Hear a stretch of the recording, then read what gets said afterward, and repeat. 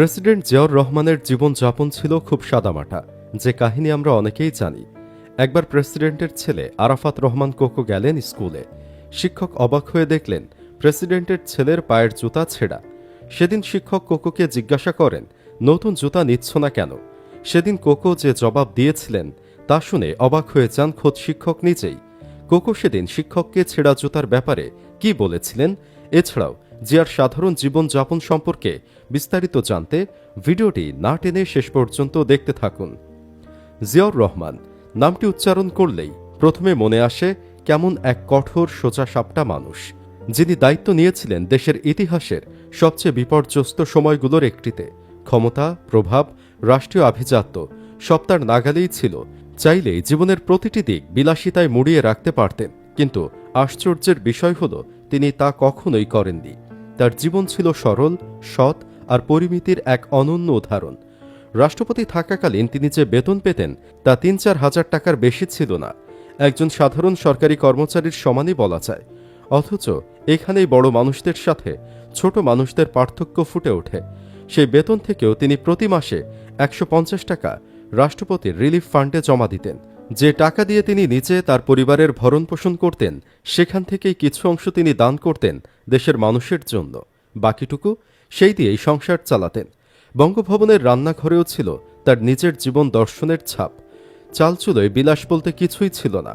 তাদের হাঁড়িতে প্রতিদিন রান্না হতো একটা শাকসবজি, একটা ডাল আর একটা সাধারণ তরকারি, এটাই। অথচ রাষ্ট্রপতির টেবিলে যা ইচ্ছা সেই খাবার পরিপাটি করে সাজিয়ে দেওয়ার মতো ব্যবস্থা ছিল রাষ্ট্রীয় প্রোটোকলে। কিন্তু জিয়া কখনোই রাষ্ট্রীয় সম্পদের অপচয় করতেন না। সোজা ভাষায় বলতেন, এতে আমার চলে যায়, আমার শরীরও এমন বেশি খাবার চায় না। মন্ত্রী বা বড় কর্মকর্তাদের অনেকেই যখন বঙ্গভবনে খেতে আমন্ত্রণ পেতেন, তারা অনেকেই সংকোচে না করতেন, কারণ তাদের অভ্যাস ছিল বাহারি খাবারে পরিপূর্ণ টেবিল। কিন্তু জিয়া ছিলেন সম্পূর্ণ ভিন্ন জমিনের মানুষ। ঢাকার বাইরে সফরকালে ডিসিদেরও ছিল কঠোর নির্দেশ, একটি ভাজি, একটি ডাল এবং মাছ বা মাংস, এর বেশি কিছু রান্না করা যাবে না। খাবারের পরিমিতি ছিল তার ব্যক্তিত্বের অংশ। আর আরেক ভালোবাসা ছিল মিষ্টি। মিষ্টি খেতে পারলে তিনি হাসতেন, কিন্তু না পেলেও কারো প্রতি কোনো অভিযোগ করতেন না। প্রেসিডেন্ট জিয়ার চা পাওয়ার জায়গাটা ছিল বড়ই সহজ। একদিন তার ছেলে Arafat Rahman cocoa Dhaka residential model স্কুলে পড়তে যাচ্ছিলেন। প্রিন্সিপাল নিজেই দেখেছিলেন কোকোর পায়ে ছিল ছেঁড়া জুতো। তিনি বিস্মিত হয়ে জিজ্ঞেস করেছিলেন, জুতো বদলাও না কেন? কোকোর উত্তরে যে সরলতা, তা আজও হৃদয়ে গেঁথে থাকে। কোকো বলেন, বাবাকে বলেছি, বাবা বলেছেন কয়েকদিন পরে দেবে। একজন রাষ্ট্রপতি, পুরো রাষ্ট্র তার দায়িত্বে, তবু নিজের সন্তানের নতুন জুতো কেনার জন্য তিনি অপেক্ষা করছেন। কয়েকদিন পরে হয়তো বেতন আসবে, তখন কিনবেন। এটাই ছিল সততার শিক্ষা। ঘর থেকেই শুরু। জিয়ার হাতে ছিল একটি বহু বছরের পুরনো হাতঘড়ি, সেটিও দামি ছিল না। অনেকে বলতো, স্যার এটা আর মানায় না, একটি নতুন ঘড়ি নিন। জিয়া শুধু একটু মৃদু হাসতেন, কারণ তার কাছে জিনিসের দাম নয়, তার সাথে যুক্ত স্মৃতিই ছিল মূল্যবান। একদিন জনসমাগমে হাত মেলাতে মেলাতে সেই ঘড়ি খোয়া যায়। রাষ্ট্রপতির হারানো ঘড়ির গল্প যেন ছোট কিছু, কিন্তু তিনি সে ঘড়ির জন্য যে দুঃখ করেছিলেন তার আন্তরিকতা আজও মানুষ মনে রেখেছে। রাষ্ট্রীয় সফরে রাষ্ট্রপ্রধানেরা নানা দামি উপহার পান, হীরা, ঘড়ি, চিত্রকর্ম, অলংকার। অনেকেই সেগুলো নিজের সংগ্রহে রাখেন, কিন্তু জিয়া মনে করতেন এগুলোর মালিক রাষ্ট্র, আমি নই। তাই তিনি প্রতিটি উপঢৌকন তোষাখানায় জমা দিতেন। এমনকি বেগম খালেদা জিয়াও রাষ্ট্রীয় সফরে যে উপহার পেয়েছিলেন তাও তিনি ব্যবহার করতে পারেননি, সেটিও রাষ্ট্রের সম্পত্তি হয়ে গিয়েছে।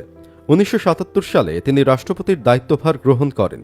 সামরিক শাসনের পর দেশকে একটি সাংবিধানিক ধারায় ফিরিয়ে আনা, বহুদলীয় গণতন্ত্র প্রবর্তন এবং জনমতের ভিত্তিতে রাষ্ট্র পরিচালনার সংস্কৃতি গড়ে তোলেন তিনি। রাষ্ট্রপতি থাকা অবস্থায় তিনি কখনো নিজের জন্য বিলাসিতা, আত্মীয় স্বজনের প্রভাব বা ক্ষমতার অপব্যবহার করেননি। তার কর্মজীবনে দেখা যায় নিজের পরিবারের কেউ সরকারি সুবিধা বা বিশেষ ক্ষমতা ভোগ করেনি। রাষ্ট্রপতি ভবনের বিলাসবহুলতা হ্রাস করে সাধারণ জীবনযাপন বজায় রেখেছেন। দুর্নীতির বিরুদ্ধে জিরো টলারেন্স নীতি অনুসরণ করেছেন আমরণ। তার ঘনিষ্ঠজনরা জানান, প্রেসিডেন্ট থাকার সময় জিয়া নিয়মিত অফিস সময়ের আগেই কাজে যোগ দিতেন। ব্যক্তিগত ব্যয় রাষ্ট্রের উপর চাপিয়ে দিতেন না এবং তার পরিবারকেও এই শিক্ষা দিয়েছেন। জাতীয় উন্নয়নে নিষ্ঠা ও পরিকল্পিত কর্মতৎপরতা ছিল তার স্বভাবসুলভ। শহীদ জিয়া দেশ গড়ার মহান ব্রত নিয়ে এক নতুন উন্নয়ন চিন্তার সূচনা করেন। তার শাসনামলে যে উন্নয়ন কর্মসূচি বাস্তবায়ন হয় তা ছিল প্রান্তিক জনগণের জীবনমান উন্নয়নে কার্যকর।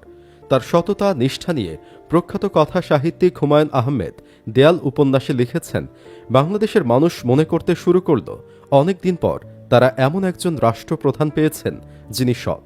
নিজের জন্য কিংবা নিজের আত্মীয় স্বজনের জন্য টাকা পয়সা লুটপাটের চিন্তা তার মাথায় নেই, বরং তার মাথায় আছে দেশের জন্য চিন্তা। তিনি খাল কেটে দেশ বদলাতে চান। জিয়া মানুষটা সৎ ছিলেন, এতে কোনো সন্দেহ নেই। লোক দেখানো সৎ না, আসলেই সৎ। তার মৃত্যুর পর দেখা গেল জিয়া পরিবারের কোনো সঞ্চয় নেই। জেনারেল জিয়া কৃষিতে বিপ্লব ঘটান সবুজ বিপ্লব কর্মসূচির মাধ্যমে। ক্ষুদ্র ও মাঝারি শিল্পে উৎসাহ দেন, ব্যাংকিং সেবা গ্রামে পৌঁছে দেন, অব্যবহৃত খাস জমি কৃষকের জন্য বন্টন করেন। দেয়াল উপন্যাসে লিখিত প্রথিতযশা ঔপন্যাসিক হুমায়ুন আহমেদের উচ্চারণ, যদি বর্ষে মাঘের শেষ ধন্য রাজার পূর্ণ দেশ। জিয়াউর রহমানের 5 বছরের শাসনের প্রতি মাঘের শেষে বর্ষণ হয়েছিল কিনা তার হিসাব কেউ রাখেনি। তবে এই 5 বছরে কোনো প্রাকৃতিক দুর্যোগ হয়নি। অতি বর্ষণের বন্যা না, খরা না, জলোচ্ছ্বাস না। দেশে কাপড়ের অভাব কিছুটা দূর হলো, দ্রব্যমূল্য লাগাম ছাড়া হলো না। বাংলাদেশের নদীতে প্রচুর ইলিশ ধরা পড়তে লাগল। প্রেসিডেন্ট জিয়াউর রহমানের রাষ্ট্রচিন্তা ও রাজনৈতিক দর্শন বাংলাদেশের ইতিহাসে একটি গুরুত্বপূর্ণ অধ্যায়। তার রাষ্ট্রচিন্তা মূলত জাতীয়তাবাদ, অর্থনৈতিক উদারীকরণ, বহুদলীয় গণতন্ত্র এবং প্রশাসনিক বিকেন্দ্রীকরণের উপর ভিত্তি করে গড়ে ওঠা। জিয়াউর রহমান বাংলাদেশি জাতীয়তাবাদ ধারণা প্রবর্তন করেন, যা বাঙালি জাতীয়তাবাদের পরিবর্তে বাংলাদেশের ভূখণ্ড, সংস্কৃতি ও মুসলিম সংখ্যাগরিষ্ঠ পরিচয়কে গুরুত্ব দেয়। এই ধারণা দেশের রাজনৈতিক ও সামাজিক পরিচয় নতুন মাত্রা যোগ করে, বহুদলীয় গণতন্ত্রের পুনর্প্রবর্তন করে। অর্থনৈতিক উদারীকরণ ও বেসরকারীকরণ। জিয়ার শাসনামলে বাংলাদেশ একটি সমাজতান্ত্রিক পরিকল্পিত অর্থনীতি থেকে মুক্তবাজার অর্থনীতির দিকে অগ্রসর হয়। তিনি রাষ্ট্রায়ত্ত শিল্প প্রতিষ্ঠানগুলো বেসরকারি খাতে স্থানান্তর করেন এবং স্থানীয় উদ্যোক্তাদের উৎসাহিত করেন। 19 দফা কর্মসূচি ও গ্রামীণ উন্নয়ন। জিয়া 19 দফা কর্মসূচি প্রণয়ন করেন, যার মধ্যে ছিল কৃষি উৎপাদন বৃদ্ধি, জনসংখ্যা নিয়ন্ত্রণ, খাদ্যে স্বয়ংসম্পূর্ণতা অর্জন, প্রশাসনের বিকেন্দ্রীকরণ এবং ব্যক্তিখাতে শিল্পের বিকাশ। এই কর্মসূচির মাধ্যমে তিনি গ্রামীণ উন্নয়নকে গুরুত্ব দেন। প্রশাসনিক বিকেন্দ্রীকরণ। জিয়া প্রশাসনিক বিকেন্দ্রীকরণে বিশ্বাসী ছিলেন। তিনি গ্রাম সরকার ব্যবস্থা চালু করেন, যা স্থানীয় পর্যায়ে জনগণের অংশগ্রহণ নিশ্চিত করে। তবে এই ব্যবস্থা মৌলিক পরিবর্তন আনতে পারেনি বলে সমালোচনা রয়েছে। সংবিধান সংশোধন ও মুক্তিযুদ্ধের চেতনা। জিয়া সংবিধানের 5ম সংশোধনীর মাধ্যমে গণতান্ত্রিক মূল্যবোধ সংবিধানে অন্তর্ভুক্ত করেন এবং মুক্তিযুদ্ধের চেতনা সংরক্ষণ করেন। প্রেসিডেন্ট জিয়াউর রহমানের রাষ্ট্রচিন্তা বাংলাদেশের রাজনৈতিক ও অর্থনৈতিক অবকাঠামোতে গুরুত্বপূর্ণ প্রভাব ফেলেছে।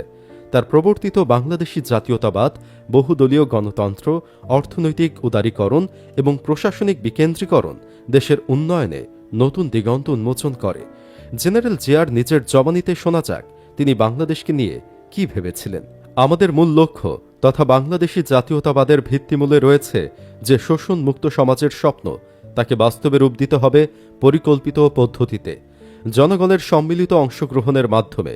শোষণ মুক্ত সমাজ বলতে মূলত বোঝায় ধর্ম, বর্ণ ও গোত্র নির্বিশেষে সকল মানুষের জন্য খাদ্য, বস্ত্র, শিক্ষা, বাসস্থান, স্বাস্থ্য ও পরিবার পরিকল্পনার মৌলিক চাহিদা পূরণের পর্যাপ্ত ব্যবস্থা। মূল এ বিষয়টির সঙ্গে জড়িয়ে আছে আরও আনুষঙ্গিক বিষয়। শান্তিপূর্ণ বিপ্লবের মাধ্যমেই এসবের সমাধান করতে হবে। সে বিষয়ে পরে আরও বিশদ ব্যাখ্যা দেওয়া হচ্ছে।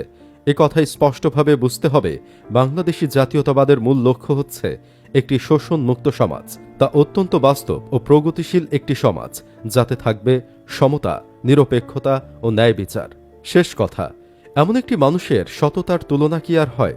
ক্ষমতা, অর্থ আর সুবিধার সামনে থাকলেও যে নিজেকে ধরে রাখে, যে অতীত, পরিবার, নীতি আর বিবেককে সঙ্গী করে চলে, সেই মানুষই ইতিহাসে বেঁচে থাকে। জিয়াউর রহমান শুধু একজন রাষ্ট্রপতি নন, তিনি ছিলেন সততা ও সংযমে প্রথিত এক মানবিক চরিত্র। এমন মানুষকে সৎ না বললে আর কাকে বলবো? সুপ্রিয় দর্শক, প্রেসিডেন্ট হিসেবে জিয়াকে কেমন লাগে আপনার কাছে? কমেন্ট বক্সে জানিয়ে দিন আপনার মতামত। ভিডিও ভালো লাগলে লাইক দিন এবং শেয়ার করুন, আর অবশ্যই চ্যানেলটি সাবস্ক্রাইব করুন।